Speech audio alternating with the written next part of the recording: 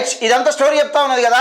తెలంగాణ రాష్ట్రంలో ఇన్ని YouTube channel ఉన్నాయి, మళ్ళా చెప్తున్నా, ఇన్ని యూట్యూబ్ ఛానల్ ఉన్నాయి. ఏ ఒక్క నాయకుడు కానీ నిజంగా ఒక లక్షల కోట్లు సంపాదించి మన నిధులు నియామకాల పేరుతోని లక్షల కోట్లు సంపాదించి తెలంగాణ ప్రజల మీద 7 లక్షల కోట్లు అప్పు చేసిన కేసీఆర్ ఫ్యామిలీ కానీ ఇంకా అదర్ ఫ్యామిలీ కానీ ఇప్పుడున్న రేవంత్ రెడ్డి కానీ ఏ పేదోడన్నా నిజంగా రేవంత్ రెడ్డి కలిసి రేవంత్ రెడ్డి దగ్గర దాకా పోతుండా, లేకపోతే రేవంత్ రెడ్డి దగ్గరికి పేదలు పోయి సాయం అడుగుతురా?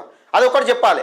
ఇక ఈ గూగుల్ పే ఫోన్పే సంగతి ఛాయ్ పైసలు అడిగిందని చెప్తున్నావు కదా, తీన్మార్ మళ్ళీ ఛాయ్ పైసలు అడిగిందని చెప్తా ఉన్నావు కదా.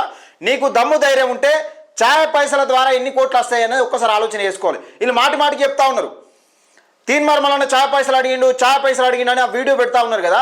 అవును, ఛాయ్ పైసలు కోట్లు అడిగిండా, లేకపోతే ఛాయ్ పైసలు కోట్లు లక్ష పడతాయి? ఒక్కసారి 5 రూపాయల ఛాయ్ పైసలు అడిగితే మొన్న 10 రూపాయలు అయిందనుకో, అంతకుముందు 5 రూపాయల ఛాయ్ పైసలు అడిగితే కోట్ల లక్ష కుమ్మరిచ్చిన ఏంది ఎవరన్నా?